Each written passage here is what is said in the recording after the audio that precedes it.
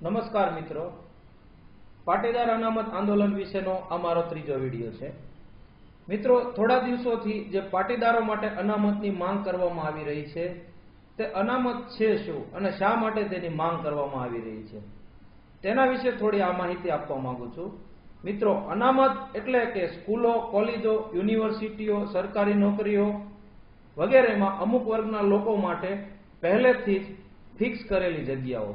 મિત્રો, આ આરક્ષણ છે 49%, જેમાં ઓબીસીમાં આવતી જ્ઞાતિઓ માટે 27%, દલિત જ્ઞાતિઓ માટે 7%, આદિવાસી જ્ઞાતિઓ માટે 15%, ટોટલ થયું 49%। આ ઉપરાંત 3% વિકલાંગો માટે અને 1% માજી સૈનિકો માટે, અને આ ઉપરાંત ટોટલ સીટોમાંથી 33% અનામત મહિલાઓ માટે રાખવામાં આવેલું છે। મિત્રો, આ બધાનો સરવાળો થાય 70%, એટલે કે 70% અનામત, અને પછી વધ્યું 30%, અને એ 30%માં પણ જો કોઈ જ્ઞાતિનો ઉમેદવાર ઊંચી ટકાવારી લાવે તો એની ભરતી થાય છે। એટલે કે ટૂંકમાં જો સરકારી નોકરીની 100 સીટ ખાલી હોય તો એમાં ભાગ્યે જ 12 થી 15 સીટ એવા લોકોને મળે છે જે લોકોને અનામત મળ્યું નથી। અને મિત્રો, આનાથી પણ વિશેષ એક કડવી હકીકત છે કે સરકારી નોકરી મળી ગઈ છે એવા લોકોમાં પણ જેને અનામત મળેલું છે, ધારો કે એની બઢતી 6 થી 7 વર્ષે થતી હોય તો જે વ્યક્તિ અનામતમાંથી નથી આવેલો સરકારી નોકરીમાં એની બઢતી 6 થી 7 વર્ષને બદલે 14 થી 15 વર્ષે થાય છે।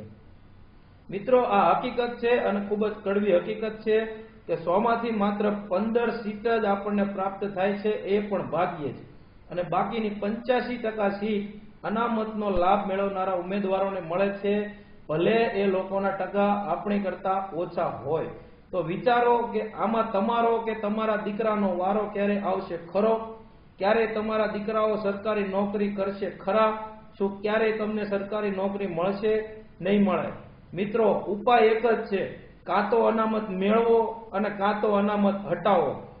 ભારતના બંધારણમાં સ્પષ્ટ લખેલું છે કે ભારતના દરેક નાગરિકને મૂળભૂત સમાનતાનો અધિકાર છે, તો આમાં ક્યાં તમને મૂળભૂત સમાનતા દેખાય છે? દોસ્તો, જેમ હનુમાનજી મહારાજને એની શક્તિ યાદ કરાવવી પડતી હતી, એમાં પાટીદાર સમાજના લોકોને એની શક્તિ યાદ આવે એટલી જ વાર છે। આપણે પાટીદારના સપૂતો છીએ, આપણે જાગીશું એટલે એક ઘા અને બે કટકા। જય પાટીદાર, જય સરદાર।